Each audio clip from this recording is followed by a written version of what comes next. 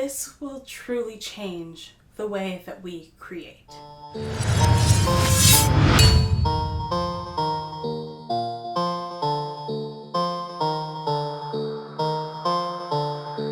Hey guys, Dani here, and welcome to my little corner of the internet. If you are an Apple nerd like me, that means that on Monday you were glued to your screen watching Apple's keynote for their Worldwide Developers Conference. They updated all of their major OSs, but the biggest thing to come out of this keynote was the announcement that Apple was moving to ARM, or Apple Silicon based MacBooks. This is going to change the way that creatives think about creating and their workflows and revolutionize, in my opinion, how we create. But before we get into that super exciting announcement, I do want to touch on a couple of the smaller announcements that I think that are important for creatives to know about and to start thinking about how they can use in their daily lives. The first thing is app clips, which are basically QR codes that are actually useful. It is streamlined enough that you can use its very simple features and have something along the lines of a virtual business card or a way to link to your website, or you could even just use its payment features when you are selling merchandise or at an outdoor venue. But it also has some robust features that can be used creatively to change the way that creatives interact with their fan base or their audience, and it can be used in different ways to create new experiences. For example, one of the features of the app clips is that you can actually tie them to a location.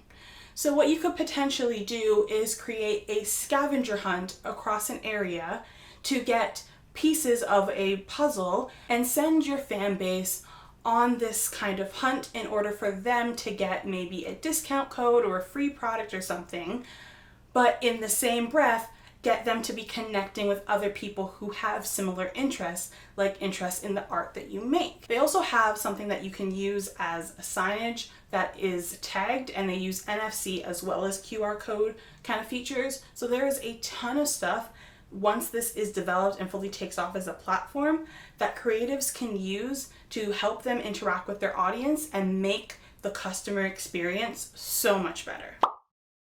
Spatial audio is going to be huge for musicians and pretty much anyone else who uses sound. It is surround sound for the mass market. Normally, if you're not doing a big blockbuster production, you kind of only are working with the left and right audio. You don't really worry about surround sound because there is not a lot of people who have access to surround sound, specifically on the go. All that has changed now that Apple has added spatial audio to their AirPods, and I'm sure that a similar feature is going to be added to a lot of other mass market earbuds and wireless headphones. This now means that, for example, a musician doing a live album may actually want to record sounds from different areas of the venue in order to give their audience and the people who are listening at home a much better experience, a complete 360 experience with their audio. The same goes with anyone working in video, content creators, and even YouTubers. Because this technology is now going to be in the hands of the everyday person, creatives can now explore different ways to use audio and manipulate audio to create different experiences. So I'm really excited to see what people do with it now that it is in the mass market. Dance. I'm excited about this not because dance is a creative medium, but actually for this part of the keynote. To use advanced sensor fusion. In dance, we combine data from the accelerometer and the gyroscope to detect the difference between dancing with just your arms, just your lower body, or when you put it all together and dance with your entire body. Then we add in heart rate data for the most accurate calorie burn calculations. This shows that Apple is getting more nuanced in its movement calculations with their tracking fitness features on the Apple Watch. And with platforms that are on the rise like TikTok, It is an opportunity for creatives to branch out in different ways to use more movement in their content creation and give incentive for their audiences to also use movement in their everyday lives. WWDC is a conference for developers, so I don't blame many creatives who don't necessarily dive into WWDC. They might just watch the keynote, but because obviously with COVID this year, they had to do WWDC in a very different way, which actually gives everyone access to all of the little breakout sessions that normally are just happening at the conference that we don't see. And for me, watching those breakout sessions actually made me truly realize how powerful this move to ARM or Apple-based Silicon Macs really truly is. The first thing that I picked up on in both the keynote and in all of these other breakout sessions is this constant messaging of unifying operating systems. They're not combining operating systems. In fact, they've actually separated them more out. Like iOS used to involve the iPad, but now iPadOS is its own separate thing. But what they're trying to do is unify the design language and the coding language of all of their platforms. The transition to Apple Silicon is also great for developers who've already optimized their apps for other Apple platforms. The shared architecture across our products means that their code will absolutely sing on our new Macs. One of the features that they actually touted when showing off macOS was the fact that now iPhone and iPad apps can be used on the Mac. What this shows me is that, along with the fact that they are unifying everything, is that the opposite is also true. This means that Mac apps can also run on the iPad.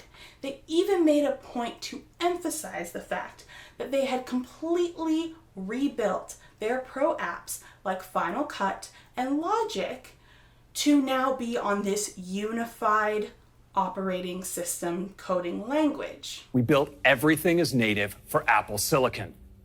And I'm happy to say we have all of our own Apple apps, including our most demanding Pro apps like Final Cut Pro and Logic Pro, up and running as native now, and they'll be ready for customers on day one.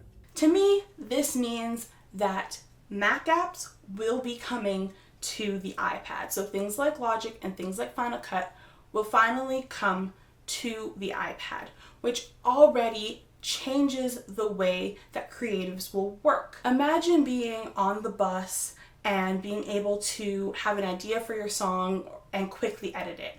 Or imagine not having to drag along a whole bunch of heavy equipment because you can now create music, create film, do all of these things at a professional level on your iPad. And yes, I know that there are already apps that do that, but my main issue is that a lot of these apps don't translate back and forth between an iPad and a Mac. So say you're doing video, that means that you have to pretty much export and then move and then edit over here, export, and keep moving back and forth, which is not great. Especially with something like iCloud and iCloud syncing, you could actually have access to all of your professional programs, including Adobe, including all of Apple's professional apps, and be able to just sync things back and forth across these two devices, which will completely change the way that we work, the way that traveling musicians work, how things get recorded, all of that stuff. There has also been a growing number of creatives, including myself, that have become increasingly frustrated with the inefficiencies of Mac. I love macOS, I love Apple in general as a company, and a lot of the things that they stand for, I really stand for, specifically accessibility, which is why I continue to support Apple and why I continue to use a Mac. But I have made videos about my repair experience and how my MacBook over the last couple of years has pretty much been an overglorified paperweight. I don't trust it to do any of the heavy lifting of my creative work. That limits me in what I can do, where I can do it, and how I can do it. So this changes everything. Based on what they said in the keynote, a lot of the issues that I have had with my iMac and my MacBook, specifically my MacBook, will be solved by moving to ARM. Currently, my MacBook, and a ton of people have been complaining about this, has RAM issues, graphic issues, And these are the things that are the most important to creatives. I have never had these issues on my iPad Pro. It baffles my mind sometimes how my MacBook Pro can struggle to play apps or websites like Disney Plus or even Netflix without crashing. It can't do it without crashing. But my iPad Pro, which is supposed to be inferior, less technology, all of this runs smoothly with no problems. A large part of the reason why my iPad Pro does not have these problems is because Apple creates practically every part in the iPad. They create the custom chips, they create the device, they create the software, and then everything is optimized to work together. That is what is going to now happen with the Mac. No longer is Apple going to have to wait on Intel for what they can do and when they can do it.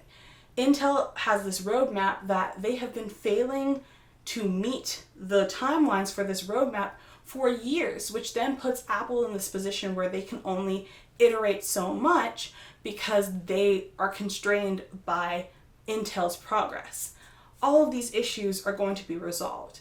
And like they said in the keynote, this is going to allow them to make more powerful Macs, more powerful apps, more powerful features, more powerful everything with less need for fans, better thermals, all of that stuff, which is going to change the way that we all create.